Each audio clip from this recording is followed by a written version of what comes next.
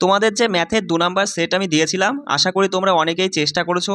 এবার এর মধ্যে থেকে যেগুলো তোমরা পারোনি একটু ভালো করে দেখে বুঝে নাও, আর যেগুলো পেরেছো সেগুলো একটু মিলিয়ে নাও। দেখো প্রথম প্রশ্ন বলছে যে নিম্নলিখিতের মধ্যক নির্ণয় করো। দেখো এই ধরনের প্রশ্ন, এটা হচ্ছে তোমার এই স্ট্যাটিস্টিক্স বা পরিসংখ্যানের কিন্তু প্রশ্ন। আর এই রিলেটেড প্রশ্ন তোমার এই গ্রুপ ডিতে প্রত্যেকটা শিফটে তুমি দেখবে একটা করে থাকবেই, যেখানে তোমার এরকম একটা ছক তুলে দেবে, তুলে দিয়ে ওপরে ক্লাস থাকবে এরকমভাবে দেওয়া থাকবে, আর নিচে এফ বলে তো ফ্রিকোয়েন্সি বা বারংবারটা দেওয়া থাকবে। তোমাকে বলবে যে মধ্যক বা মধ্যমা নির্ণয় করো। সঙ্গে সঙ্গে তুমি কি করবা, একটা সূত্র তুমি মাথায় রাখবা। দাদা মধ্যমা আমি শর্টকাটে লিখছি, একটু কষ্ট করে বুঝে নিবা, ঠিক আছে? যে মধ্যমা সমান lower limit plus n/2 minus C by, পুরোটা দিয়ে বাই দিবা, বাই এফ বলে তো ফ্রিকোয়েন্সি, ইন্টু দিয়ে আই হবে, ঠিক আছে? এবার তোমাদের অনেকেরই মনে প্রশ্ন জাগছে দাদা, এই যে এল লোয়ার লিমিট, তারপরে এন সি এফ আই, এগুলো কি? দেখো আমি সেই বিষয়টাই তোমাদের বলছি, ভালো করে বুঝে নাও। সবার প্রথমে দেখো এই যে ছকটা দেখা মাত্রই তুমি কি করবা, এই নিচে রয়েছে ফ্রিকোয়েন্সি অর্থাৎ বারংবারটা, তোমাকে হচ্ছে কমিউলেটিভ ফ্রিকোয়েন্সি অর্থাৎ সঞ্চিত বারংবারটা বার করতে হবে, যেটা হচ্ছে সিএফ তোমাকে বার করতে হবে। কি করে বার করবা? কিচ্ছু না, প্রথমে ফ্রিকোয়েন্সি কত আছে 2 লিখে নিলে, এবার পরপর তুমি বার করবা, একটু কষ্ট করে বোঝো, হ্যাঁ? পরপর তুমি বার করবা। কি করে দেখো, এই পরেরটার সাথে যোগ করে এখানে বসাবো, তাহলে 4 আর 2 যোগ করলে 6 হয়। এবার 6-এর সাথে 7 যোগ করো, 6 আর 7 কত বলবা 13, এখানে বসিয়ে দাও। 13 আর 9 যোগ করো 22, এখানে বসিয়ে দাও 22। 22 আর 10 যোগ করো কত হয় বলবা দাদা, 22 আর 10 হয় 32। 32 আর 12 যদি যোগ করো হয় 44। 44 আর 6 যোগ করলে তোমার হয়ে যাচ্ছে 50। এই 50টা যেটা বেরোলো সবার শেষের যে সংখ্যাটা, সেটা হচ্ছে এন। তার মানে বুঝে গেলে যে এন সমান দাদা 50 হলো, ঠিক আছে? বুঝলাম, এখানে ছোট্ট করে লিখছি, বুঝে নাও। এন সমান 50 পেলে। আচ্ছা, এবার n/2 মানে পুরোটা সমান তুমি বুঝে গেছো যে n/2 সমান 25। এবার তোমাকে দেখতে হবে যে 25টা কোথায় পড়ছে। দেখো এই 22 আর এই 32-এর মাঝখানেই কিন্তু তোমার 25টা পড়ছে, এই সোজাটা, তাই না? এই জায়গাটাই তোমার এই 25 পড়ছে। 25 আমরা কোথা থেকে পেলাম? দেখো n/2, 50কে 2 দিয়ে ভাগ করে আসলো 25, এই 25টা পেলাম আমরা 22 আর 32-এর মাঝখানে। সবসময় আমরা ডান দিকেরটা নেব, ডান দিকে আছে 32, আর এই 32 কোথা থেকে আসছে তোমার? দেখো এই যে 40 আর 50 থেকে আসছে। এবার এই 40 আর 50-এর মধ্যে থেকেই সব কিছু বেরোবে। দেখো 40টা হয়ে যাবে লোয়ার লিমিট, আর 50টা তোমার হয়ে যাবে আপার লিমিট। তাহলে তুমি বুঝতেই পারছো লোয়ার লিমিটটা এখানে হয়ে গেল দাদা 40। আর দেখো এই যে শ্রেণীটা রয়েছে 40 থেকে 50, এদের পার্থক্য কত বলবা দাদা 10, সেই পার্থক্যটাই হচ্ছে আই। তাহলে আই সমান হয়ে যাবে 10 এল অর্থাৎ লোয়ার লিমিট আমরা পেয়ে গেছি, এন পেয়ে গেছি, আর আমরা পেয়ে গেছি এন পেয়ে গেছি, তাই তো? আর আমাদের সি আর এফটা জানতে হবে। সি কোনটা দাদা?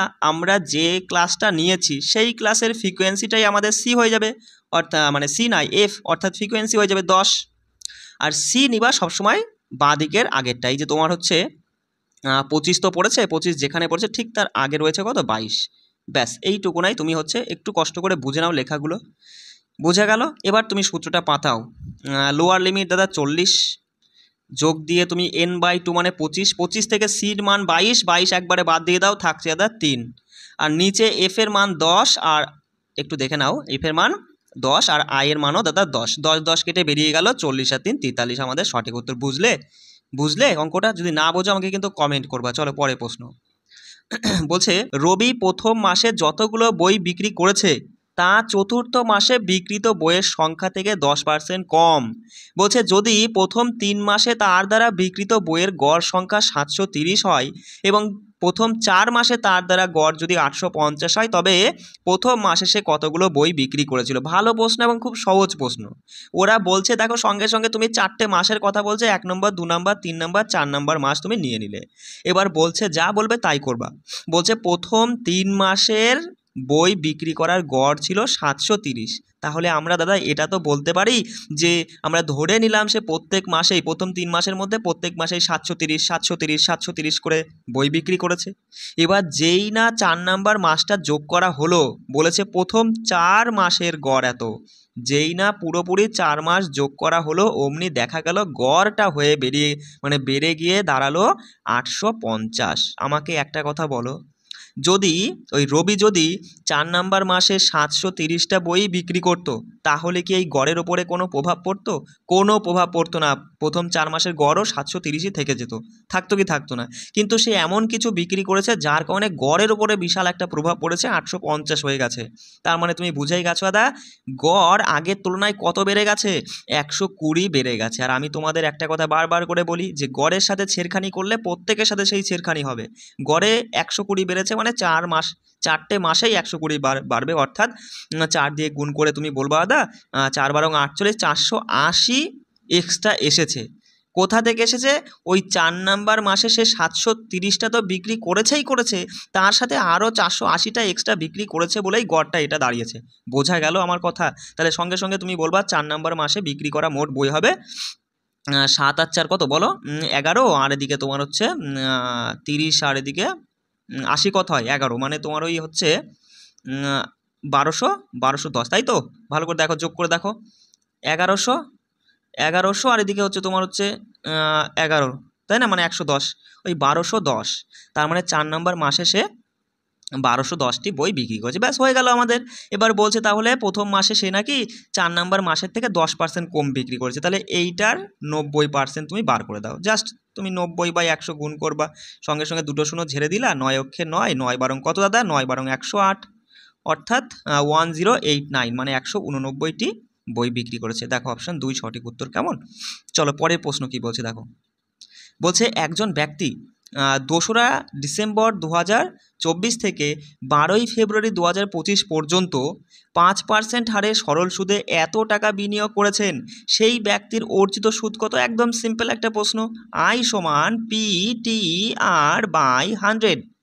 সঙ্গে সঙ্গে তুমি বলবো সুদ আমাদের বার করতে বলেছে, যেখানে পি মানে আসল, তুমি বুঝেই গেছো যে 1175 রয়েছে দাদা, আর টি মানে সময়টা অনেকে হয়তো বুঝতে পারোনি দাদা। একটা জিনিস দেখো, হিসাব করো, ডিসেম্বরের 2 তারিখ থেকে শুরু হয়েছে, ডিসেম্বর মাস কত দিনের হয়? 31, তার মানে 2 থেকে শুরু হয়েছে মানে শুধু একদিন, প্রথম না 1 ডিসেম্বর বাদ গিয়েছে মানে 30 দিন। আর তারপরেই জানুয়ারি, পরের বছরে জানুয়ারি মাস 31-এ হয়, আর ফেব্রুয়ারি 12 দিন পর্যন্ত যোগ করলে বলবা 3, 6, 73। এবার 73 দেখো সরাসরি 73/365 আমি লিখতে পারি, মানে 365 দিন, মানে তো এক বছর। এক বছরের মধ্যে 73 দিন। কাটাকাটি করলে তুমি দেখবা এগুলো কি হয়, কাটাকাটি করলে দেখবা যে 1/5 হয়। মাথায় রাখবে 73 মানে 1/5, 143 থাকলে পরে দেখবা 2/5। এগুলো হিসাব করে দেখে নিবা, ঠিক আছে? আমি তোমাদের কিন্তু যে যখন এই চ্যাপ্টার ধরে করেছিলাম তখন কিন্তু ভালো মতো বলে দিয়েছিলাম, এখন আর অত ডিটেলসে যাচ্ছি না। তাই 1/5 হচ্ছে ইন্টু সুদের হার হচ্ছে 5%, আর নিচে তো 100 থাকেই। সঙ্গে সঙ্গে 5 কেটে গেল, 100 দুটো শূন্যর জন্য শুধু 2 ঘর আগে দশমিক হয়ে যাবে, 11.75। বুঝতে পারলে কারা করেছো সঠিক আমাকে কমেন্ট করবো। অপশান 4। পরের প্রশ্ন দেখো, এই একটা দ্বিঘাত সমীকরণ দিয়েছে, একটু কষ্ট করে বুঝে নাও, লেখাটা হয়তো ভালো ওঠেনি।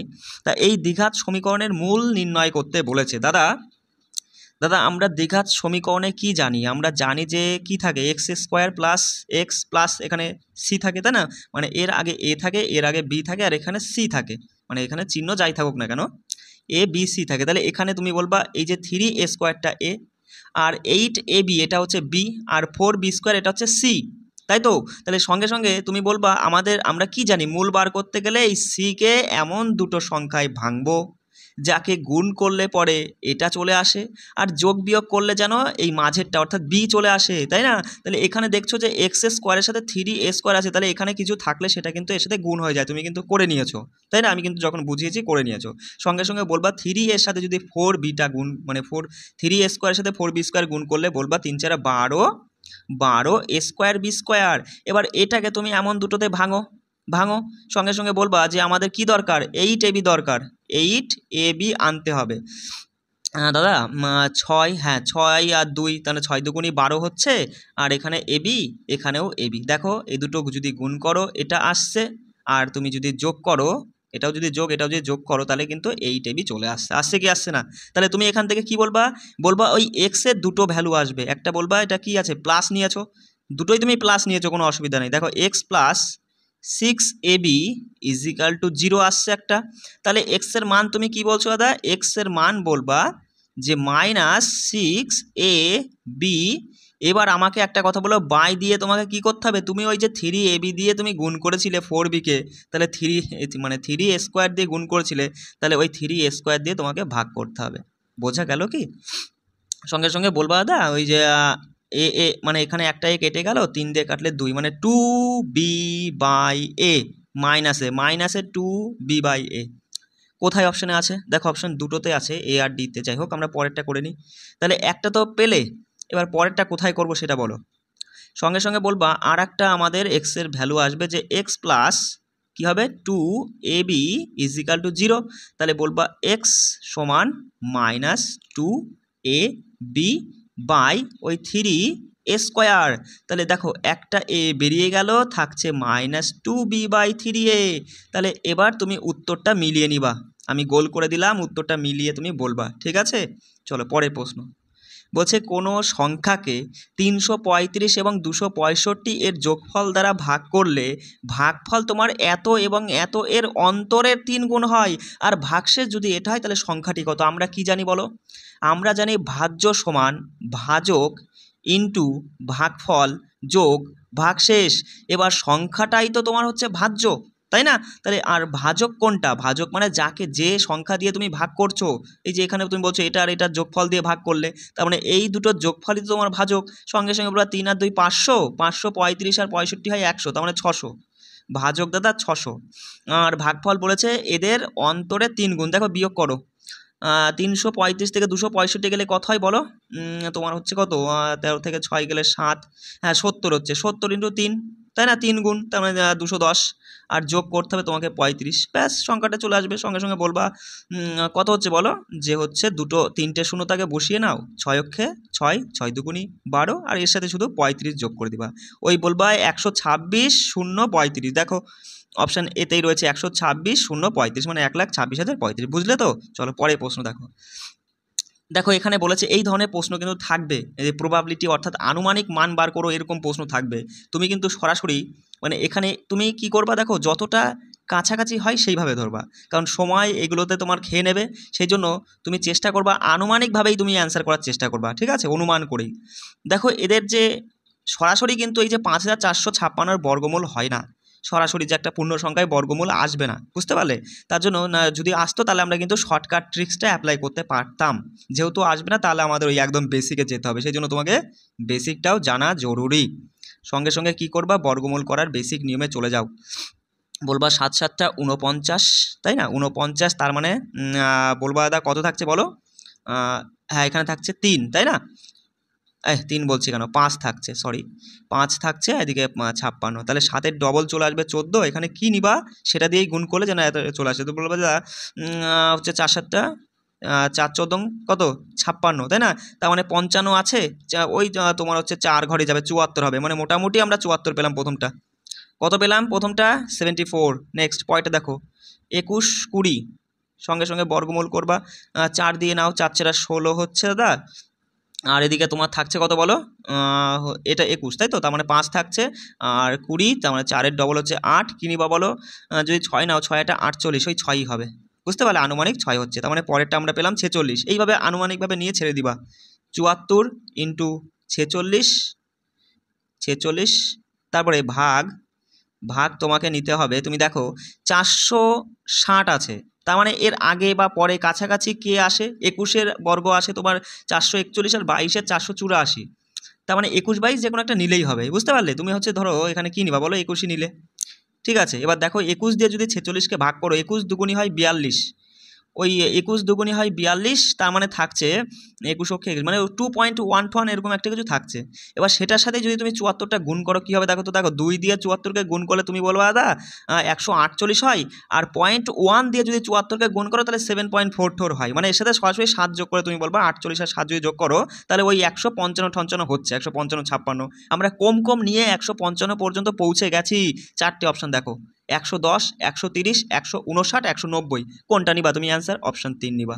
বিষয়টা বুঝলে এইভাবেই কিন্তু আনুমানিক করে এগুলো বেরিয়ে যেতে হয়, ঠিক আছে। একদম অ্যাকুরেটভাবে তোমাকে ওই দশমিক ফশমিক দিয়ে করলে হবে না, সময় খেয়ে যাবে। বলছে দেখো 2 বছর আগে শহরের জনসংখ্যা ছিল তোমার এত, বলছে যদি প্রতি বছর জনসংখ্যা 4% হ্রাস পায় তবে বর্তমান জনসংখ্যা কী হবে? কিচ্ছু না, খুব সহজ একটা প্রশ্ন দাদা। ওরা বলছে যে প্রত্যেক বছর নাকি 4% হারে হ্রাস পাচ্ছে। এই যে 4%টা এটা তোমাকে লক্ষ্য রাখতে হবে। তুমি বলবা দাদা 4% মানে 1/25, তাই তো? তার মানে বলবা যে 25 যদি জনসংখ্যা থাকতো তাহলে 1 কমে গিয়েছে অর্থাৎ 24 হচ্ছে, আর এটা 2 বছর ঘটেছে তাই 2 বার লিখবা, 25 থেকে 24 হচ্ছে। তাহলে এবার এদেরকে গুণ করতে হয় কেমন, 25 25 625 আর 24 24 বলো কত, 576। তার মানে আমরা বুঝতে পারলাম যে যদি 625 জন লোক থাকতো তাহলে সেটা 576-এ দাঁড়াতো, কিন্তু আসলে তো 625 নয়, আসলে তোমার 2,60,000। তাহলে এটাকে তুমি এইভাবে লিখবা দাদা যে 625 সমানই হচ্ছে তোমার কত 500 কত 76, একে কত বাই 625, ওই কিকে চলে গেলে ইন্টু 26000। চলো শর্টকাটে করবো, এটা ডিজিট সাম অ্যাপ্লাই করবো, ঠিক আছে। এই কাটাকাটিটা ডিজিট সামে করবা। দেখো এমনি করলেও হবে, অসুবিধা নেই। তুমি যদি বলো এখানে দেখো দাদা আমরা দেখতে পাচ্ছি যে 6 আর 2 8, 8 5 13, 13 মানে 4, নিচে 4 হলো। ওপরে দেখো তোমার হচ্ছে 7 5 12, 12 আর এদিকে তোমার হচ্ছে 12 আর 6 কত, হ্যাঁ 12, 12 আর 6 হচ্ছে 18, 18 মানে 9, ইন্টু দিয়ে তোমার হচ্ছে নিচে কত এইদিকে যোগ করলে 6 আর 2 8 হচ্ছে। দেখো 9-এর সাথে কোনো কিছু তুমি দেখো 4 দিয়ে 8কে কাটো 2, 9 দুগুণি 18, 18 মানে সেই 18টাকে 9 হচ্ছে, অর্থাৎ বুঝে গেছো যে যেটা উত্তর হবে তার অঙ্কের যোগফল 9 হতে হবে। একটু আমি বড় করছি, ঠিক আছে, একটু বড় করছি যাতে তোমাদের সুবিধা হয় দেখতে। দেখো দেখো সঙ্গে সঙ্গে বলবা ডিজিট সামের ক্ষেত্রে 9-এর কোনো দাম নেই, 6 আর 3 বেরিয়ে গেল, থাকলো 6 আর 1 7 আর 1 8 হচ্ছে। এটা কিন্তু সঠিক উত্তর হবে না, কারণ যেটা সঠিক উত্তর হবে তার অঙ্কের যোগফল 9 হতে হবে, আমরা দেখে নিয়েছি। 9-এর দাম নেই, 3 2 5 হচ্ছে, এটাও হবে না। দেখো 9-এর দাম নেই, 6 আর 3 9 হচ্ছে, তাহলে দাম থাকলো না, 6 আর 2 8 আর 1 9, এটা 9 হচ্ছে, সঠিক উত্তর আমাদের হয়ে যাচ্ছে। দেখো এখানে তুমি এটা করে দেখো, দেখে নিবা তাও চেক করে, ঠিক আছে। 9 বেরিয়ে গেল, 6 আর 3 9 বেরিয়ে গেল, 3 আর 1 4 হচ্ছে, এটা উত্তর হবে না, অপশন 3। ক্যালকুলেশন না করেও কিন্তু অপশনের দিকে তাকালে না, যদি তুমি বেশি না 5 সেকেন্ড তাকালেই কিন্তু তুমি বুঝে যেতে পারো, ঠিক আছে। সেই জন্য আমি বলছি একটু তাকাবা, ঠিক আছে, অপশনের দিকে, তাহলে সুবিধা হবে। চলো পরের প্রশ্নটা এবার দেখবা। বলছে দেখো এ বি সি তোমার হচ্ছে ক্রমানুসারে যথাক্রমে এত এত এবং এতদিনে একটি কাজ সম্পূর্ণ করতে পারে। যদি প্রতি তৃতীয় দিনে বি এবং সি এ কে সাহায্য করে তবে এ কতদিনে কাজটা সম্পূর্ণ করবে? কিচ্ছু না, ভালো প্রশ্ন। বলছে এ বি আর সি, এ করে 20 দিনে, বি করে 30, সি করে 60। এদের লসাগু বার করবা, সঙ্গে সঙ্গে 60 হয়ে যাবে। আর এদের ক্ষমতা বার করবা, যে 20 দিয়ে 60কে ভাগ করলে 3 হচ্ছে, 30 দিয়ে গেলে 2 আর 60 দিয়ে গেলে 1। তার মানে তুমি আমায় একটা জিনিস বলো, এই যে দক্ষতাগুলো আমরা এক একজনের দক্ষতা পেয়ে গেলাম, তাই তো বস, এক একজনের দক্ষতা পেয়ে গেলাম। এবার কি বলছে পড়ো সেটা, বলছে যদি প্রতি তৃতীয় দিনে বি আর সি একে সাহায্য করতে আসে, তাছাড়া বাকি দিনগুলো কিন্তু এ নিজেই করে। তাহলে বলবা প্রথম দিন 1 নম্বর দিনে এ নিজেই কাজে গেল, 3 ইউনিট কাজ করলো। 2 নম্বর দিনে এটা হচ্ছে ডে আর এটা হচ্ছে ওয়ার্ক, ঠিক আছে, আমি বলছি শুনে নাও। 2 নম্বর দিনে এ কাজে গেল, আবার 3 ইউনিট কাজ করলো। যেই না 3 নম্বর দিনটা আসলো অমনি এ তো 3 ইউনিট কাজ করবেই, তার সাথে বি আর সি তাকে সাহায্য করতে চলে এসছে। বি 2 ইউনিট করে, সি 1 ইউনিট, অর্থাৎ এরা দুজনা মিলে 3 ইউনিট আবার এর সাথে যোগ হয়ে যাচ্ছে। অর্থাৎ তুমি কি বুঝলে যে 3 দিনে দাদা 3 দিনে টোটালে কাজ হচ্ছে তোমার কত, 3 9 আচ্ছা মানে 6 9 আর এদিকে বলবা হচ্ছে 12, তাই না? হ্যাঁ, তার মানে 3 দিনে টোটালে 12 ইউনিট কাজ হচ্ছে। আর আমরা দেখছি যে 3 দিনে যদি 12 ইউনিট কাজ হয় আমাদের 60 ইউনিট কাজ করতে হবে। তাহলে 12-র সঙ্গে কত গুণ করলে 60 আছে, 5 12 60, অর্থাৎ 3-এর সাথে 5 গুণ করে 3 5 15, 15 দিনের মধ্যে কাজটা কমপ্লিট হয়ে যাবে। তাই তো, বুঝলে তো? অনেকে না বুঝলে কিন্তু বলবা। পরের প্রশ্নে চলে যায়। দেখো বলছে যে দুটি শহর এ এবং ডি যার মধ্যে দূরত্ব হচ্ছে তোমার ওই 320 কিলোমিটার।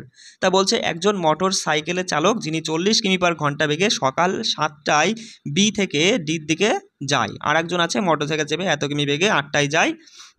তা বলছে এখন নির্ণয় করো যে কত সময় তারা একে অপরকে অতিক্রম করবে। ভালো প্রশ্ন, একদম সোজা।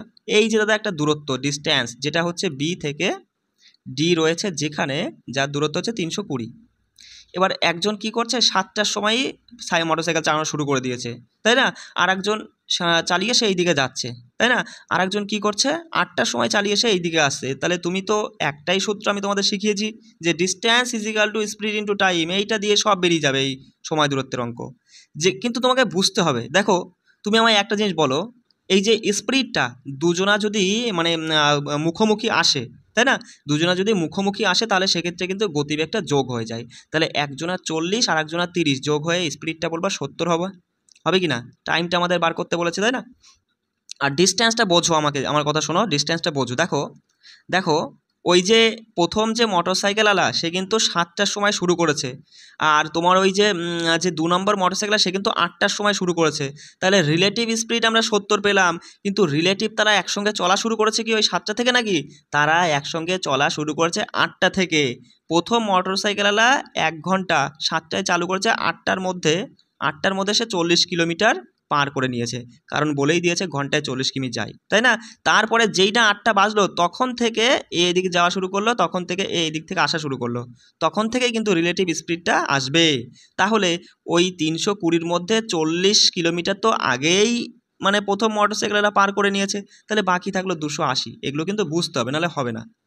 কাটলে 7 দিয়ে কাটলে 4, অর্থাৎ 4 ঘন্টা টাইম, 4 ঘন্টার সময় আর কি গেলে পরেই আর একে অপরের সঙ্গে দেখা হবে। এবার 4 ঘন্টাটা কটা থেকে ধরবা, 7টা থেকে না 8টা থেকে?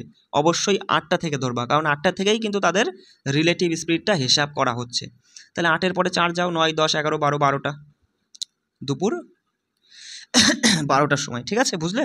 দেখো পরের প্রশ্নটা ভালো প্রশ্ন, একটু ক্যালকুলেটিভ আছে কিন্তু শর্টকাটে করবো আমরা। বলছে দেখো, এক ব্যক্তি নৌকা চালিয়ে এত সেকেন্ডে স্রোতের অনুকূলে এত মিটার যায় এবং এত মিনিটে ফিরে আসে, স্থির জলে নৌকার গতিবেগ কত? একদম সিম্পল একটা প্রশ্ন দাদা। আমরা জানি নৌকা সমান কি, নৌকা সমান অনুকূল যোগ প্রতিকূল বাই 2, ব্যাস এইটুকু নাই, তাই না? এবার আমাদের অনুকূলটা বার করতে হবে। দেখো অনুকূলে এত মিটার যাচ্ছে এত সেকেন্ডে, তুমি বলবা 525 মিটার যাচ্ছে 250 সেকেন্ডে, পার সেকেন্ডে কতটুকু যায়? বলবা 25 দিয়ে কাটো, 25 10 কে 250, 25 দুগুণে 50, 25 ওকে 25, তার মানে 2.1 মিটার পার সেকেন্ড। এবার আমাদের অ্যান্সারটা নৌকার গতিবেগ চাইছে কিমি পার ঘন্টায়, তাহলে তুমি কিমি পার ঘন্টায় আনার চেষ্টা করবা। দেখো 2.1 মিটার পার সেকেন্ডকে কিমি পার ঘন্টায় আনতে গেলে 18/5 দিয়ে গুণ করতে হয়, জানোই তো। সঙ্গে সঙ্গে বলবা দাদা আমরা এবার কি করব বলো? কিছুই না, তুমি গুণ করো। দেখো 18 দিয়ে 21কে গুণ করো, কি করবা? 18 দুগুণে 36, দাদা 36 তো হচ্ছেই, 18কে 18 মানে ওর সাথে আরও 1.8 যোগ হচ্ছে, মানে ওই ধরে নাও 37। কি বললাম? ওই পয়েন্টটা গিয়ে সময় নষ্ট করবা না, 37 তুমি পেয়ে গেলে অনুকূলে 37 কিলোমিটার পার আওয়ার। এবার প্রতিকূলটা বার করো। দেখো প্রতিকূলে ওই সেই দূরত্ব তো একই থাকবে, তাই না? 500 কত আছে 525 মিটার, আর আসছে তোমার হচ্ছে ফিরে আসছে 7.5 মিনিট, মানে কত সেকেন্ড বলো? বলবা দাদা 6 7 42, মানে 420 আর 30 450 সেকেন্ড, বুঝলে? 450 কী করে আসলো? মিটারকে মানে মিনিটকে আমি সেকেন্ডে প্রকাশ করলাম। কাটো, দেখো 15 দিয়ে কাটলে 3 15 45, 15 দিয়ে কাটলে হয় কত বলো? 5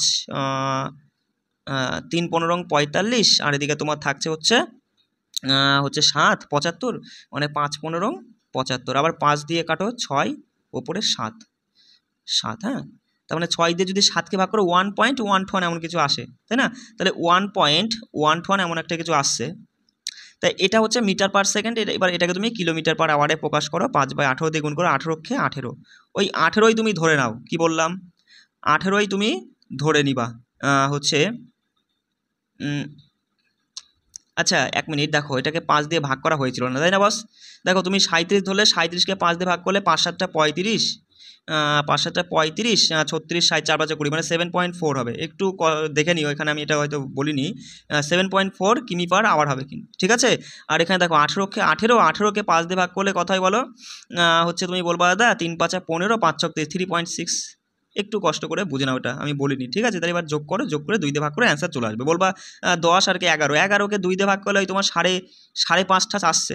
এবার 4টে অপশান তুমি দেখো, আমরা কম ধরে 5.5 পেয়েছি, মানে 5.5-এর থেকে একটু বাড়তো। তাহলে তুমি এখানে 4টে অপশান দেখে আমাকে বলো, তুমি 5.42 অ্যান্সার দিবা না 5.88 অ্যান্সার নিবা? আমরা কিন্তু কম ধরে 5.5 এসেছি, আর একটু বাড়তো, মানে 5.88ই হতো, কখনোই কমবে না। আমার কথাটা তুমি বুঝলে? কখনোই এটাই আশা কোনোদিনই সম্ভব না, তাই না? কারণ আমরা কম নিয়ে হিসাব করেছিলাম। যদি সঠিক মতো হিসাব করতাম তাহলে কিন্তু আমাদের এই মানটাই বেরোতো। তুমি কিন্তু এইভাবেই করতে পারো, ঠিক আছে। এই অপশানটা একটু ক্লোজ আছে, অনেক সময় পরীক্ষায় দেওয়া এতটা ক্লোজ থাকে না। আর যদি একদমই খুবই ক্লোজ থাকে, ধরো একটা দিল 5.87, একটা দিল 5.88, তাহলে বস তোমাকে হয় ক্যালকুলেশন করে করো, নাহলে কিন্তু অঙ্কটা ছেড়ে দাও, সময় নষ্ট করবে না, মানে পরে সবার লাস্টে কী করবা, বুঝলে। চলো ভালো প্রশ্ন, একটু কষ্ট করে বুঝবা। বলছে ত্রিভুজ নাম দিয়েছে এ বি সি, আর একটা ত্রিভুজ আছে, নাম দাও, নাম দিলে ডি ই এফ। এবার বলছে কোণ এ 40, এই কোণটা দাদা কত, 40 ডিগ্রি। কোণ বি 55, এই কোণটা দাদা 55। কোণ ডি, এই কোণটা দাদা 55, তাই না। আর কোণ ই হচ্ছে 85, এটা হচ্ছে 85, তো হ্যাঁ 85। এবার বলছে যে এ মানে বাহু আর কি, বাহু A B R F D সমান। দেখো এইটা আর হচ্ছে এফ ডি, বলো তো এইটা, এই দুটো সমান। আচ্ছা সমান যদি হয়, তুমি একটা জিনিস আমাকে বলো, তুমি তো ভালো মতোই জানো একটা ত্রিভুজের 3টে কোণের যোগফল কত হয়, 180 হয়। তাহলে তার মধ্যে একটা 40, একটা 55, তাহলে আর কত হবে বলো, তোমার হচ্ছে কত 95, 180 থেকে 95 গেলে 85 থাকছে, মানে এই কোণটার মানও 85। আর এখানে ভালো মতোই বুঝে গেছো যে একটা 85, একটা 55, তাহলে এটা 40 হতে বাধ্য, তাই না বস। এবার আমাকে তুমি একটা কথা বলো, এই বাহু আর এই বাহু যদি সমান হয়, তাহলে এই পাশের যে কোণটা রয়েছে 40 ডিগ্রি, আর সেটা এইখানে রয়েছে 40 ডিগ্রি, তাহলে এই এফ আসলে এ ধরে নিবা, সাইডে এরকম লিখে নিবা দরকার হয়। আর এই 55 ডিগ্রিটা বি, তাহলে এখানে 55 রয়েছে যেটা ডি, এটা আসলে বি আমরা ধরে নেবো, লিখে নেবো, সুবিধা হবে। আর সি 85, তাহলে এই ইটা আসলে সি। এবার বলছে যে কোন বিকল্পটা সঠিক, এই একটু মিস্টেক হয়ে গেছে, এখানে এ আসবে না, ত্রিভুজের 3টেই তো মানে বাহু, তাই না, এখানে কিন্তু এটা চলে এসছে। চলো তা অপশান তুমি দেখে নিও, আমি অ্যান্সার বলে দিচ্ছি, ঠিক আছে। তা সঙ্গে সঙ্গে বলবা যে ত্রিভুজ সবারই দেখো প্রথমে রয়েছে এবিসি সমান কোন ত্রিভুজটা সঠিক হবে। দেখো ত্রিভুজ এ, এই পাশে এ কোথায় তুমি আমায় বলো, এই পাশে এ কোথায়, এই যে এ মানে আসলে এফ, তাই তো বস। বি, এ পাশে বি মানে আসলে ডি। সি, এ পাশে সি মানে আসলে ই। তাহলে তুমি সঙ্গে সঙ্গে বলবা যে ত্রিভুজ এবিসি সমান ত্রিভুজ এফডিই। দেখো কোনটায় আছে এফ, এই যে এফ ডি, দেখো এই যে অপশান ডিতেই রয়েছে এবিসি সমান এফডিই। বুঝলে আমার কথাটা, বুঝলে একটু দেখে নাও কষ্ট করে। দেখো ত্রিভুজ এবিসি সমান এগুলো তো ভুল করে চলে এসছে, এফডিই হবে, বুঝলে। চলো পরেরটা বলো। বলছে এক ব্যক্তি তোমার এত টাকা ধার্য মূল্যের একটি চেয়ারের উপর 8% এবং 6%-এর দুটো ক্রমিক ছাড় দেয়, তা চেয়ারটার বিক্রয় মূল্য কত। একদম ইজি, তুমি তো জানোই যে a+b ইন্টু -ab/100, তাই না, সূত্রটা অ্যাপ্লাই করে, এটাই ভালো, শর্টকাটে বেরিয়ে যাবে, -ab/100। দেখো মুখে করতে পারবা যে 6 আর 8 কত হয় দাদা, 14 হয়, 14 থেকে তোমার বাদ যাবে যে হচ্ছে 8 গুণ 6/100 মানে 4, এখানে হচ্ছে 25, 12কে যদি 25 দিয়ে ভাগ করো, তার মানে তোমার হচ্ছে পয়েন্ট কিছু একটা আসে, আমাদের দরকার নেই, আমাদের 14%। দেখো তুমি একটু ভাগ করে নিবা যদি দরকার হয়, ঠিক আছে। পয়েন্টটা একটু দেখে নিবা, কারণ এখানে সবই যেহেতু পয়েন্টে আছে না, কাছাকাছি ক্লোজ অপশান রয়েছে, সেই জন্য একটু বার করে নিবা কষ্ট করে। সঙ্গে সঙ্গে এটা দশমিক দিয়ে শূন্য বসি না, 4/100, মানে 0.4 হয়। তাহলে 0.4 যদি বাদ যায়, 14 থেকে 0.4 গেলে তুমি বলবা 13.6 বা 13.5 ধরে নিলে, 13.5 ধরে নিলে সুবিধা হবে, তাই না। এরকম একটু ছেড়ে ধরবা, ঠিক আছে। তাহলে তুমি আমায় বলো যে 1250 টাকার যদি সেই থেকে যদি 13.5% যদি ছেড়ে দাও, তাহলে কত থাকে বলো, 13.5% মানে কত। তুমি বলবা যে 1250, মানে 1200 টাকা, 120 টাকার 13.5কে তুমি এইভাবে লিখবা শর্টকাটে, 13 আর 3.5, তার মানে 120 টাকার 10% হচ্ছে দাদা 120।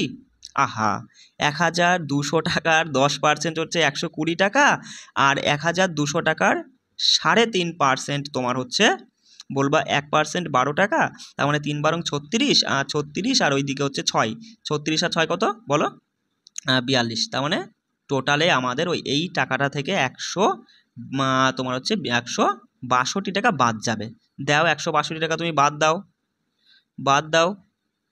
162 বাদ দাও, বলো কত হবে, বলো 8 হবে, 3 হবে, তাই তো, আর এদিকে 0.1 হবে। দেখো 138 এসেছে, আমরা একটু হিসাবে এদিক ওদিক করে ধরেছিলাম। তাহলে এবার তুমি এই 4টে অপশান দেখে আমাকে বলো তুমি কোনটা অ্যান্সার করবা। এইটুকু বুদ্ধি তো তোমার আছে যে তুমি একটু এদিক ওদিক হিসাব ধরে 138 বার করেছো, তাহলে তুমি কিন্তু অবশ্যই অপশান 3 অ্যান্সার করবা। আমার কথা বুঝলে। চলো পরে প্রশ্ন।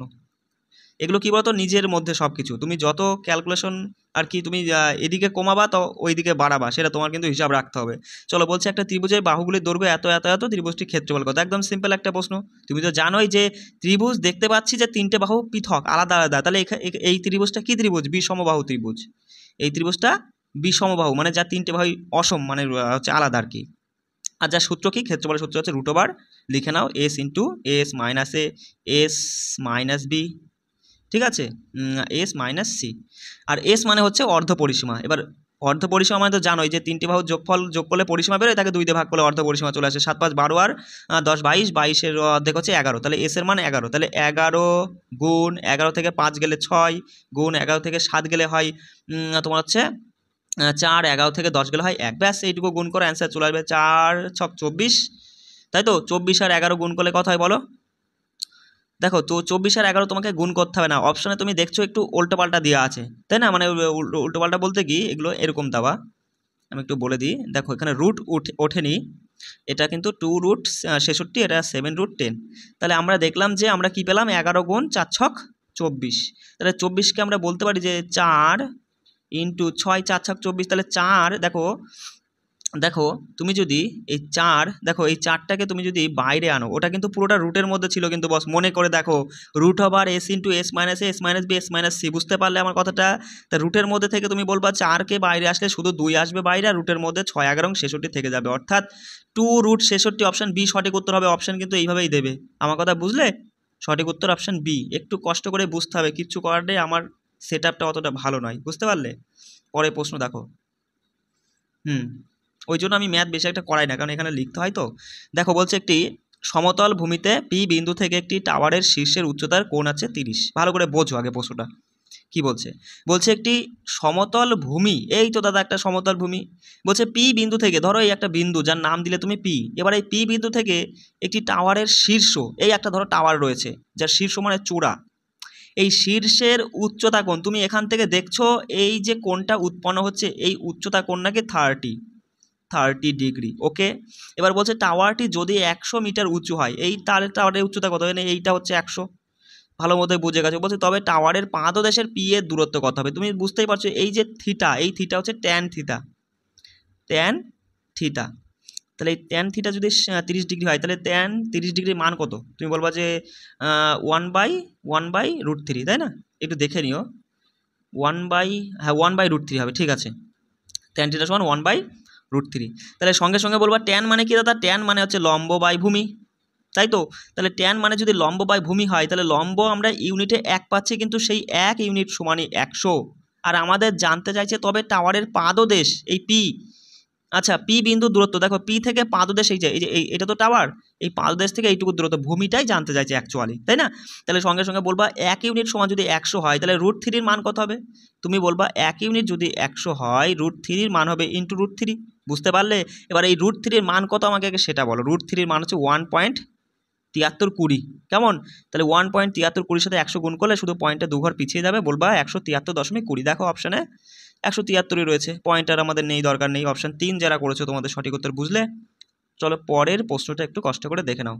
বলছে যদি 9 অনুপাত এইরকম রয়েছে, আর তোমাকে এটা জানতে আছে। কিচ্ছু না দাদা, আমরা তো জানি যে সমানুপাতের অঙ্কে প্রথম বাই দ্বিতীয়, তৃতীয় বাই চতুর্থ, তাই না? এই যে প্রথম বাই দ্বিতীয়, এই সমানুপাতের চিহ্ন মানে সমান দিবা, তৃতীয় বাই চতুর্থ, বুঝলে? কাটাকাটি করো, বলো। 3 দিয়ে কাটলে 3 3 9, 3 4 12, 3 দিয়ে কাটলে 3 4 12, অর্থাৎ এক্সের মান 4 4 16, এক্স সমান তুমি পেলে 16। এক্ষেত্রে এ পাশে করো, দেখো প্রথম বাই দ্বিতীয় সমান দিয়ে তৃতীয় বাই চতুর্থ, 14 দিয়ে কাটো, 14 দুগুণী 28, 3 14 42, 2 দিয়ে কাটলে 21, 3 21 হয় 63, তাই তো। 3 21 63 সমান ওয়াই এর মান 63। এবার বলেছে যে 2x + y, তার মানে 16 দুগুণী তোমার হচ্ছে 32 যোগ 63, কত হয় বলো? 5 আর থেকে 9 হচ্ছে 95 হচ্ছে, অপশান এ, বুঝলে? পরেরটা দেখো। বলছে এক্স এবং ওয়াই সংখ্যার এত এর দুটো সংখ্যা হলো, মানে এই যে সংখ্যাটা 115xy, ঠিক আছে। তা বলছে যে যাতে এই সংখ্যা 90 দ্বারা বিভাজ্য হয়, মানে এটা 90 দ্বারা বিভাজ্য, তাহলে এক্স আর ওয়াইয়ের মান কত? তুমি আমায় একটা জিনিস বলো, 90 দ্বারা বিভাজ্য মানে সেই সংখ্যাটাকে 9 এবং 10 এই দুটো সংখ্যা দিয়ে কিন্তু বিভাজ্য হতেই হবে, কারণ 10 দিয়ে বিভাজ্য হতেই হবে, কারণ শূন্য আছে। তাহলে তুমি আমায় একটা জিনিস বলো, এই সংখ্যাটা যদি 10 মানে 9 এবং 10 দুটো সংখ্যা দ্বারাই যদি বিভাজ্য হয়, তাহলে ওয়াইয়ের মান 0 হতে বাধ্য, শূন্য হতেই হবে, না হলে হবে না। তাহলে একটা তো তুমি পেয়েই গেলে। এবার এক্সের মান কী হবে? তুমি তো ডিজিট সামে জানোই যে 9 দ্বারা বিভাজ্যতা হতে গেলে সংখ্যাগুলোর যোগফল 9 হতে হবে। তাহলে দেখো 5, 6, 7, আর এদিকে 0 যোগ করলে 7, 7-এর সাথে আর কি আনলে 9 হয়? 2 হয়। তাহলে আমাদের জানতে এক্স প্লাস ওয়াই, তাহলে 2 আর 0 যোগ করলে 2 হচ্ছে অপশান বি যারা করেছো। বুঝলে? দেখো পরেরটা বলছে, কিছুই না, সহজ একটা প্রশ্ন। এ 100 ডিম 4 মিনিটে গুনতে পারে, যেখানে বি একই সংখ্যক ডিম 5 মিনিটে গুনতে পারে। যদি তারা একসাথে এতগুলো ডিম গোনার জন্য কাজ করে তবে কত সময় লাগবে? এই একই সময় কার্যের একদম সহজ একটা প্রশ্ন। এ আর বি রয়েছে, যেখানে এ 4 মিনিটে আর বি 5 মিনিটে দুজনাই ওই একই ডিম অর্থাৎ 100 ডিম গুনতে পারে, তাই না? তাহলে আমাদের জানতে চাইছে যে দাদা হচ্ছে, তাহলে দেখো দক্ষতা, দেখো এর দক্ষতা কত। তুমি বলবা দাদা এ হচ্ছে 4 দিয়ে তুমি যদি কাটো 25 হচ্ছে, আর 5 দিয়ে কাটলে 20 হচ্ছে, মানে দুজনার দক্ষতা বেরিয়ে গেল। এর দক্ষতা হচ্ছে 25টা করে তোমার হচ্ছে ডিম গুনতে পারে পার মিনিটে, এগুলো কী বেরোচ্ছে? মিনিটে। আর বি দক্ষতা হচ্ছে 20টা ডিম গুনতে পারে পার মিনিটে। তা বলছে যে যদি তারা একসাথে এতগুলো ডিম গোনার জন্য কাজ করে, তাই না, তাহলে কত সময় লাগবে? তুমি আমায় বলো, দুজন মিলে গেল, দুজন একসাথে বসে ডিম গুনছে, তাহলে পার মিনিটে কতগুলো করে ডিম গোনা হচ্ছে? 25 আর 20 45টা। তার মানে 1 মিনিটে 45টা ডিম গোনা হয়ে যাচ্ছে, তাহলে 450টা ডিম গুনতে আমাদের 10 মিনিট সময় লাগবে, সোজা 7টা হিসাব, তাই না? অপশন ডি সঠিক উত্তর। চলো পরের প্রশ্নটা করো, ভালো প্রশ্ন, বুঝতে হবে। এ সমান দিয়েছে তোমার এত, বি এত, সি এত, ডি এত। বলছে বিন্দুগুলো দ্বারা গঠিত চতুর্ভুজ ABCD এর ক্ষেত্রফল তোমাকে বার করতে বলেছে, ভালো করে বুঝবে। দেখো একটা চতুর্ভুজ তুমি আগে এঁকে নাও, যেমন সেমন করে একটা চতুর্ভুজ তুমি এঁকে নিলে, যে নাম দাও ABCD। এবার যখনই তুমি দেখবে যে এই রকম একটা চতুর্ভুজ বলুক বা একটা ত্রিভুজ, যার প্রত্যেকটা বিন্দুর মান দিয়ে দিয়েছে, ধরো এর মান দিয়েছে ওরা কি, যে 0 একটা আর একটা রয়েছে -2, আর বি সমান দিয়েছে 2 আর 1, সি সমান দিয়েছে তোমার 0 আর 4, আর ডি বিন্দুর মান দিয়েছে -2 আর 1, তাই তো? এবার এক্ষেত্রে দেখো যখনই এরকম বিন্দুর দুটো মান তুমি দেখতে পাবা, সেক্ষেত্রে আমরা এই ধরনের অঙ্কের ক্ষেত্রে আমরা ত্রিভুজের একটা সূত্র জানি, সেই ত্রিভুজের সূত্রটা আমরা অ্যাপ্লাই করবো। এবার তুমি আমাকে বলো, এই চতুর্ভুজটার ক্ষেত্রফল বার করতে বলেছে, বা চতুর্ভুজকে তুমি যদি এই বরাবর দুটো ভাগ করে দাও, তাহলে কি তৈরি হচ্ছে বস? তাহলে কিন্তু দেখো এই একটা ত্রিভুজ তৈরি হচ্ছে। এবার আমরা ত্রিভুজের সূত্রটা জানি বলেই কিন্তু চতুর্ভুজকে দুটো ভাগে ভাগ করলাম। এবার এদের এই ত্রিভুজের দুটোরই ক্ষেত্রফল তুমি যদি বার করে যোগ করে দাও, তাহলে তো তোমার পুরো চতুর্ভুজটার ক্ষেত্রফল আর কি বেরিয়ে যাচ্ছে। এটুকু তুমি তো বুঝলে আমার কথাটা। আমরা কেন ত্রিভুজে ভাগ করলাম? কারণ আমরা এই যখনই এরকম বিন্দুর মান দেওয়া থাকে, সেক্ষেত্রে ত্রিভুজের ক্ষেত্রফল বার করতে বলে তার একটা সূত্র আছে, সেই জন্য আমরা চতুর্ভুজকে ভেঙে দুটো টুকরো করলাম, দুটো ত্রিভুজ বানালাম, যাতে আমরা দুটো ত্রিভুজের ক্ষেত্রফল বার করব এবং তাদেরকে যোগ করে দেবো, তাহলে পুরো চতুর্ভুজটার ক্ষেত্রফল চলে আসবে। বুঝলে?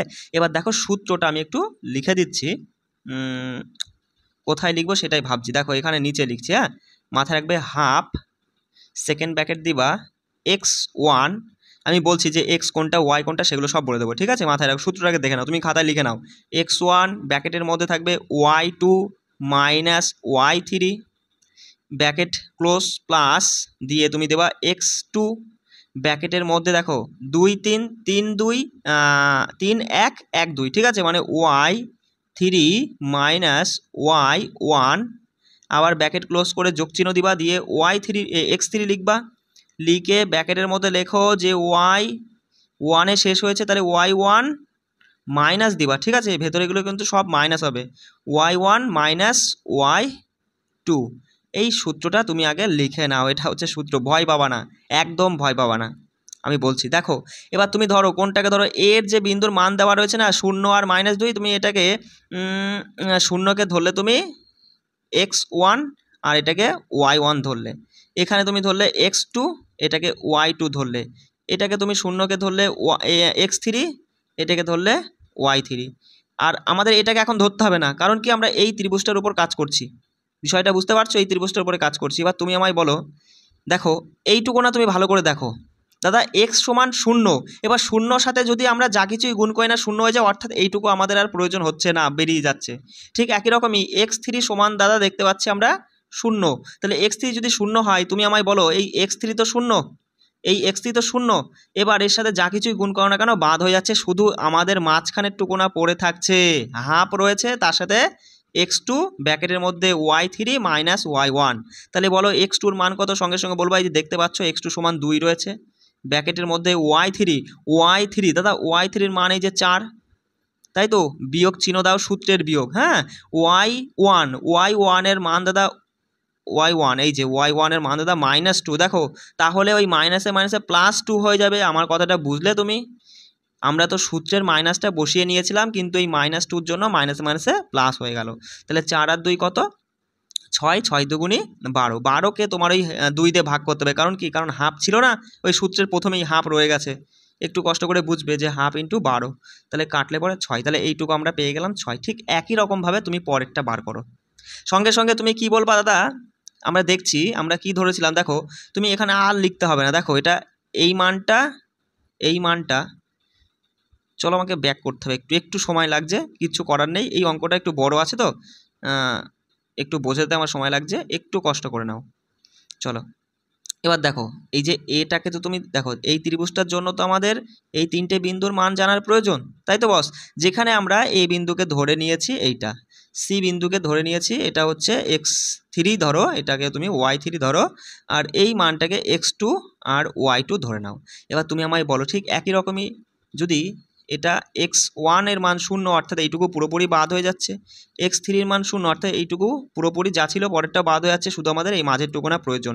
x2 দেখো x2-র মান কত, -2, তাই না, -2 নিলে ব্র্যাকেটের মধ্যে y3, দাদা y3-র মান হচ্ছে 4, মাইনাস দিলে সূত্রের y1, দাদা y1 মানে হচ্ছে বলো y1 এর মান হচ্ছে -2, মাইনাস মানে +2 হয়ে যাচ্ছে, তার মানে 4 আর 2 কত দাদা, 4 আর 2 হচ্ছে 6, 6 দুগুণি 12, -12 হচ্ছে, মানে হাফ। আমরা ওই যে কি করব, এখানে লিখছি, দেখো 1 মিনিট, হাফ ইন্টু -12, দেখো 2 দিয়ে তোমার হচ্ছে 12কে কাটলে 6 হচ্ছে, -6, দেখো মাইনাস টাইনাস আসবে না, কারণ কোনো ত্রিভুজের ক্ষেত্রফল কোনোদিন মাইনাসে হতে পারে না, তাহলে এটাও 6 এটাও 6, দুটো যোগ করে দাও, 6, 6, 12, অপশান ডি আমাদের সঠিক উত্তর। দেখো অঙ্কটা হয়তো তোমাদের অনেকেরই আমি বোঝাতে পারলাম না, কারণ এখানে সেইভাবে আমি ভালো করে লিখতে পারলাম না, যদি কেউ না বোঝো আমাকে কমেন্ট করবে, আমি খাতা কলমে লিখে তোমাকে হোয়াটসঅ্যাপে পাঠিয়ে দেবো, ঠিক আছে, ভালো করে বুঝিয়ে দেবো তখন, ঠিক আছে, তাছাড়া কিছু করার নেই। চলো পরের প্রশ্ন বলছি, দেখো যে একটি মা, ছেলে এবং মেয়ের বয়সের যোগফল 70 বছর, যদি মায়ের বয়স তার ছেলের 3 গুণ হয় এবং মেয়ের বয়স তার ভাইয়ের থেকে 5 বেশি হয়, তাহলে মার বয়স কত? একদম সিম্পল একটা প্রশ্ন দাদা, মা রয়েছে, ছেলে রয়েছে, আর গার্লস অর্থাৎ মেয়ে রয়েছে, তা বলছে দেখো যদি মায়ের বয়স তার ছেলের 3 গুণ, তাহলে ছেলের যদি এক্স হয় তুমি বলবা মায়ের দাদা 3x, তাই তো, এবং বলছে দেখো যে মেয়ের বয়স তার ভাইয়ের থেকে, মানে এই মেয়েটার বয়স তার ভাইয়ের থেকে 5 বছর বেশি, তাহলে x+5, তাই তো। এবার আমরা তো জানি যে 3 জনের বয়সের যোগফল 70, ব্যাস হয়ে গেল অঙ্ক, আর কিছুই নেই, একদম ইজি। সঙ্গে সঙ্গে যোগ করো 3x আর একটা অর্থাৎ 5x সমান একবারে করে দিচ্ছি, ঠিক আছে, 5x সমান দিয়ে ওপাশে 5 বেরিয়ে গেলে 65, তাহলে বলবা x এর মান 13, x সমান যদি 13 হয় 3 × 39, অপশান এ আমাদের সঠিক উত্তর। বোঝা গেল? পরে প্রশ্ন দেখো, একদম পাতি প্রশ্ন, মানে কিছু কিছু এরকম সহজ আসবে, আর কিছু কিছু বস তোমাকে এরকম কিন্তু হেপিয়ে দেবে, বুঝতে পারলে? দেখো বলছে যদি একটি বৃত্তের পরিধি দিয়েছে এত, তবে সেই বর্গক্ষেত্রের পরিধি কত হবে, পরিধি মানে পরিসীমা আর কি, ঠিক আছে, সেই বর্গক্ষেত্রের পরিসীমা বা পরিধি কত হবে যার প্রতিটি বাহুর দৈর্ঘ্য দেওয়া বৃত্তের ব্যাসার্ধের সমান। তাহলে আগে তোমাকে বস বৃত্তের ব্যাসার্ধ বার করতে হবে, আর তুমি যদি বৃত্তের পরিধি জানো তাহলে ব্যাসার্ধ বার করা আর এমন কি, তাই না? সঙ্গে সঙ্গে বলবা 2πr, এটা কি বৃত্তের পরিধির সূত্র, সেটা সমানই 88/77। এবার পায়ের মানটা লিখে নিলে ভালো হতো, দেখো পাই মানে হচ্ছে 22/7, দেখো সঙ্গে সঙ্গে কেটে দাও, দেখো 22 দিয়ে কাটলে হচ্ছে 4 হচ্ছে, 7 7 বেরিয়ে গেল, আর 2 দিয়ে 4কে কাটলে 2, অর্থাৎ আর এর মান দাদা 2 পেয়ে গেছি, আর মানে এই ব্যাসার্ধ, তাই না? ব্যাসার্ধ যদি 2 হয়, আর ওরা বলছে যে ব্যাসার্ধ সমানই বৃত্তের এই বর্গক্ষেত্রের প্রতিটা বাহুর দৈর্ঘ্য, তাই না? তাহলে তুমি বলবা আর আর এ সমানই, মানে বর্গক্ষেত্র তার বাহুকে এ ধরা হয়, এ সমান 2, প্রত্যেকটা যদি 2 হয় তাহলে যোগ করো, বা বলতে পারো যে 4a মানে 4 দুগুণে 8, 8 উত্তর অপশান বি। বুঝলে? পরের প্রশ্ন দেখো, ভালো প্রশ্ন, এটা বুঝতে হবে, একটু কষ্ট করে বুঝবা, এটাও একটু বড় লিখতে হবে আমাকে। কিছুই না, ওপরে রয়েছে, আমি শর্টকাটে লিখি, হ্যাঁ বস। কস থিটা নিচে রয়েছে 1 মাইনাস সাইন থিটা, যোগ দিয়ে ওপরে রয়েছে দাদা কস থিটা, আর নিচে রয়েছে 1 প্লাস সাইন থিটা। এ মানে থিটা, ঠিক আছে, এ মানে থিটা, এখানে এ থিটাকে এ দিয়ে ওরা বোঝাচ্ছে। তা এই এর মান আমাদের বার করতে বলেছে, এটা সমান যদি 4 হয় তাহলে এর মান বার করতে বলেছে। সিম্পল তুমি সরলীকরণ করবা এখানে, ঠিক আছে, শুধু কিছু কিছু জিনিস তোমাকে জানতে হবে, তাছাড়া তুমি সরলীকরণ করবা, সহজেই চলে আসবে। সঙ্গে সঙ্গে বলবা দাদা এটা এদের লসাগু করো, লসাগু করলে তুমি বলবা যা আছে তাই হবে, গুণ হিসাবে রেখে দাও যে 1 মাইনাস সাইন থিটা, আর এদিকে হচ্ছে 1 প্লাস সাইন থিটা। তাহলে তুমি এখানে বলো এ মাইনাস বি, এ প্লাস বি, তাহলে এটা কি আসছে, ওই তোমার দাদা এ স্কোয়ার মাইনাস বি স্কোয়ার সূত্র আছে, সেটা আসুক, আমরা পরে দেখছি, আগে একটু একটু করে করি। তাহলে এবার দেখো এটা দিয়ে এটাকে কাটলে কি হয়, এটা শুধু থাকে, সেটার সাথে এটা গুণ হয়ে যাবে, মানে কস থিটা গুণ চিহ্ন দিয়ে, মানে ব্র্যাকেটের মধ্যে থাকবে 1 প্লাস সাইন থিটা। বুঝতে পারছো তো? যোগ চিহ্ন দাও, দিয়ে ঠিক একই রকমই প্লাসে প্লাসটা বেরিয়ে যাবে, শুধু মাইনাসটা থাকবে। সঙ্গে সঙ্গে বলবো দাদা কস থিটা ব্র্যাকেটের মধ্যে 1 প্লাস সাইন থিটা, তাই তো? এবার ওপরে তুমি দেখে আমাকে কি বুঝতে পারছো সেটা বলো। না সরি এখানে মাইনাস হবে, হ্যাঁ বস, এটা মাইনাস হবে, কারণ প্লাসে প্লাসে কেটে গেল, এই মাইনাসটা এখানে যাবে। বুঝলে তো? লসাগু কষ মানে একদম সেই সরলীকরণের মতো করে করছি, সংখ্যা দিলে তুমি শুধু ভালো মতো করতে পারতে, সেই সংখ্যার বদলে এখানে সাইন কস দেওয়া, এইটুকুই, আর কিচ্ছু না, একদম ইজি। তো দেখো কস থিটাটা তুমি যদি কমন নাও, কস থিটা এখানেও রয়েছে আর এখানেও রয়েছে, তাহলে তুমি কস থিটাটা কমন নিলে তুমি বলবা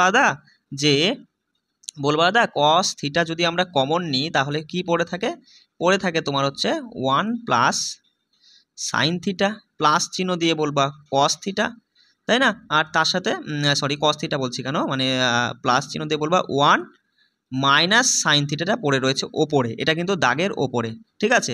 এবার এখানে দেখো মাইনাস সাইন থিটার প্লাস সাইন থিটা কেটে বেরিয়ে গেল, শুধু ওপরে থাকলো 1 আর 1 যোগ করলে 2, আর এদিকে কস থিটা রয়েছে, তার সাথে 2 কিন্তু গুণ, ব্র্যাকেট মানে গুণ বস, ঠিক আছে, 2 যোগ নয় গুণ, তাহলে 2 কস থিটা। ওপরে দাদা আমরা কি পেলাম, ওপরে আমরা শুধু পেলাম 2 কস থিটা, এটুকু তো বুঝলে? ওপরে পেলাম কস থিটা ইন্টু 2 বা 2 কস থিটা, যা খুশি লিখতে পারো, অসুবিধা নেই। এবার নিচে যেটা বলছিলাম যে এ মাইনাস বি আর এ প্লাস বি, বলবা এ স্কোয়ার মাইনাস বি স্কোয়ার, অর্থাৎ সাইন স্কোয়ার থিটা, তাই না?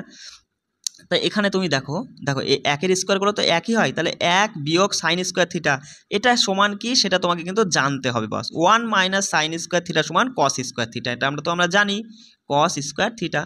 এবার তুমি নিচে বসিয়ে দাও যে কস স্কোয়ার থিটা, তাহলে ওপরে দেখো, ওপরে একটা তো কস থিটা রয়েছে, আর নিচে দুখানা কস স্কোয়ার থিটা মানে দুখানা কস থিটা, তাহলে একটা থিটা মানে কস থিটা বেরিয়ে গেল, তাহলে ওপরে শুধু 2 আর নিচে শুধু কস থিটা, আর এটা সমানে তুমি 4 বসিয়ে দেবে, বুঝলে আমার কথাটা?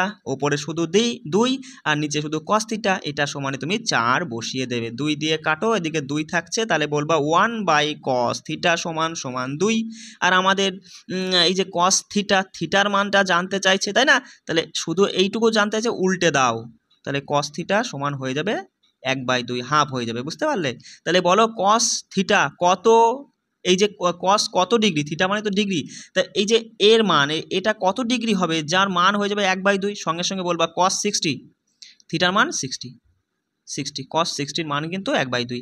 অঙ্কটা বুঝলে তো? একটু লেখাগুলো হয়তো এদিক ওদিক হয়ে গেল, একটু বুঝে নাও। পরে প্রশ্ন দেখো, বলছে যে 2টি কলম এবং 3টি খাতার ক্রয় মূল্য 220 টাকা, এবং বলছে দেখো যে 2টি কলম এবং 4টি খাতার ক্রয় মূল্য তোমার হচ্ছে 250 টাকা। তাহলে বলছে কলম এবং খাতার ক্রয় মূল্যের অনুপাত বার করতে হবে। সিম্পল একটা প্রশ্ন, তুমি বলবা দাদা ওরা বলছে যে 2টো কলম মানে পেন, ঠিক আছে, 2টো পেন সাথে 3টে খাতা, মানে আমি বুক দিয়ে লিখলাম আর কি, যার দাম হচ্ছে 220 টাকা, তাই না? আর বলছে 2টো পেন এবং তার সাথে 4টে খাতা মিলিয়ে দাম দাঁড়াচ্ছে 250 টাকা। তার সঙ্গে সঙ্গে তুমি যদি একটু বিয়োগ করলে এটা তো বেরিয়ে যাচ্ছে, থাকছে শুধু একটি খাতা যার দাম থাকছে 250 থেকে 220 গেলে বলবা দাদা 30 টাকা। তাহলে তুমি আমায় বলো একটা খাতার দাম কত? 30 টাকা।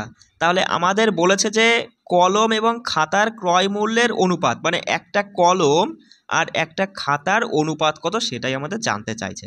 তাহলে তোমাকে একটা কলম অর্থাৎ একটা পেনের ক্রয় মূল্য তোমাকে জানতে হবে, তবেই তো তুমি অনুপাত বার করতে পারবে। আর প্রথম সমীকরণে তুমি যদি দেখো, যেখানে দুটো পেন আর তিনটে খাতা মিলিয়ে 220 টাকা, তাহলে তার মধ্যে আমরা জেনে গেছি যে একটা খাতার দাম 30 টাকা, তাহলে তিনখানা খাতার দাম 3 × 3 = 90 টাকা।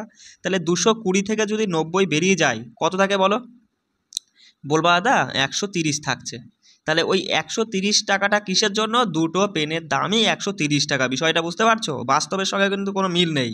যাই হোক, এখানে দেখে নাও যে দুটো পেনের দাম তোমার 130 টাকা হলে একটা পেনের দাম 65 টাকা।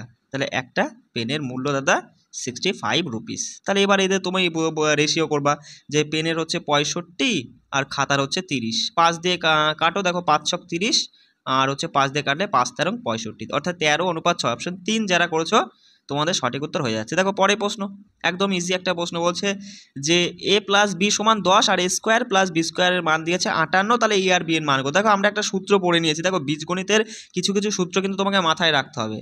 যেমন আমরা একটা সূত্র জানি যে a + b তার হোল স্কোয়ার, এটা সমান সমান কি আসে? a² + b² + 2ab, তাই না বস? সঙ্গে সঙ্গে তুমি বলবা যে আমরা প্রশ্নে দেখতে পাচ্ছি a + b = 10, তাহলে a + b = যদি 10 বসাই তাহলে 10-এর স্কোয়ার 100 হয়ে যাচ্ছে। 100 সমান আমরা বলবো যে a² + b² = 58, মানে এইটুকু না দিয়েছে 58 প্লাস দিয়ে 2 × ab, তাই না বস? ab-র মান জানতে চাইছে। দেখো 58টা এই পাশে নিয়ে আসো আগেই। সঙ্গে সঙ্গে বলবা 100 থেকে 58 গেলে দাদা 42 থাকছে, আর 2 × ab, তাহলে ab-র মান জানতে চাইছে। কেটে দিলে 21 হয়ে যাবে। সঠিক উত্তর অপশন 4 যারা করেছো। পরের প্রশ্ন দেখে নাও, ভালো প্রশ্ন। এই যে তোমাকে দিয়েছে যে 1 - 2 + 3 - 4 + 5 - 6 + 7, মানে এইভাবে একটা তোমার হচ্ছে মানে পর্যায়কাল চলছে, যেখানে বলছে যে 100 পর্যন্ত পদের অভিব্যক্তিটির মান কত হবে। 100 পর্যন্ত যদি এইভাবে তোমার চলে, +1 - 2 +3 - 4 +5 - 6, এইভাবে যদি 100 পর্যন্ত চলে তাহলে কি মান বেরোবে এখান থেকে? তুমি আমায় একটা জিনিস বলো, তুমি যদি জোড়া করো, দেখো প্রথম থেকে দুটো করে নিয়ে যদি তুমি জোড়া করো, কি কেসটা কি দাঁড়াচ্ছে দেখো। সঙ্গে সঙ্গে বলবো দাদা যে +1 - 2, তার মানে এখান থেকে -1 আসছে। +3 - 4, মানে এখান থেকেও -1 বেরোচ্ছে। +5 - 6, মানে এখান থেকেও -1 বেরোচ্ছে। তাহলে তুমি আমায় বলো যে এই সিরিজটা 1 থেকে চলছে যেটা 100 পর্যন্ত, তাহলে কতগুলো জোড়া আসবে? বলবা দাদা 50টা জোড়া আসবে। আর প্রত্যেক জোড়া থেকে একটা করে -1 বেরোচ্ছে, তাহলে 50টা জোড়া থেকে তুমি বলবা দাদা 50খানা -1 বেরোবে। সেগুলো যদি তুমি যোগ করো বলবা -50 আমাদের সঠিক উত্তর হবে। বিষয়টা বুঝলে একদম ইজি একটা প্রশ্ন। অপশন 1 যারা করেছো তোমাদের সঠিক উত্তর। চলো ভালো প্রশ্ন এটা, দেখো অনেকেই হয়তো পারোনি, একটু ভালো করে বুঝবে। বলছে একটি ক্লাসের 75 জন শিক্ষার্থীর মধ্যে 60% ছেলে এবং বাকিরা মেয়ে। তা বলছে একটি পরীক্ষায় মেয়েদের গড় স্কোর ছেলেদের তুলনায় 40% বেশি। যদি ক্লাসের সকল ছাত্রের গড় যদি 58 হয় তাহলে মেয়েদের গড় স্কোর কত? দেখো ভালো প্রশ্ন, ঠিক আছে। বলছে যে একটা ক্লাসে মোটমাট 75 জন ছাত্র রয়েছে, যার মধ্যে তোমার হচ্ছে ছেলেরা হচ্ছে 60%, তাহলে 75-এর 60% কত? সঙ্গে সঙ্গে তুমি বলবা দাদা 75-এর 60% হচ্ছে 5, এদিকে 3, দেখো 5 দিয়ে যদি কাটো 3 × 5 = 15, মানে 3 × 15 = 45 বালকের সংখ্যা পেলাম আমরা। 45 জন বালক রয়েছে, তাহলে বালিকাদের সংখ্যা বলবা যে 75 থেকে 45 গেলে 30 জন বালিকা। বুঝতে পারলে এইটুকু কোনো সমস্যা? তাহলে তুমি এখান থেকে ভালো মতোই তুমি বলতে পারবে এই একটা শ্রেণী দাদা, যেখানে বালক রয়েছে আর বালিকা রয়েছে। কতজন বালক দাদা? ওই তোমার মোটমাট তো 75, তার মধ্যে আমরা দেখলাম যে হচ্ছে কত দেখলাম বলো? 45। হ্যাঁ, 45 জন বালক আর 30 জন বালিকা। কেমন বোঝা গেল? এবার এদের সকলের গড় হচ্ছে 58 করে, তাই তো বলেই দিয়েছে। দেখো ক্লাসের সকল ছাত্রের গড় হচ্ছে 58, আর ওরা বলছে মেয়েদের গড় ছেলেদের তুলনায় 40% বেশি। দেখো ছেলেদের তুলনায় মেয়েদের গড় 40% বেশি, তার মানে যদি আমরা ধরি ছেলেদের গড় হচ্ছে 100, তাহলে তুমি বলবা দাদা মেয়েদের গড় হবে 140। এবার এটাকেই তুমি রেশিওতে পরিণত করো। দেখো কাটলে বলবা 5 আর এদিকে হচ্ছে 7, তাই না? এবার তুমি এটা এই 5 আর 7 অনুপাত দাঁড়ালো, এটা কি বলো তো? এটা আমরা ধরেছি ছেলেদের গড় আর মেয়েদের গড়। দেখো এর সাথে তুমি এক্সট্রা জুড়ে দাও, ভালো বুঝবা। ধরলে যে ছেলেদের গড় হচ্ছে 5x আর মেয়েদের হচ্ছে 7x। ঠিক আছে, সকলের গড় হচ্ছে 58x, এটা তো তুমি জানোই। তা আমাদের এবার দেখতে হবে যে তুমি আমায় একটা জিনিস বলো, আমরা যদি টোটাল নাম্বারের ওপরে যদি যাই, দেখো দেখো আমি যদি তোমাকে এটা বলি, দাদা সমস্ত ছাত্র আছে কতজন? দাদা 75 জন ছাত্র আছে।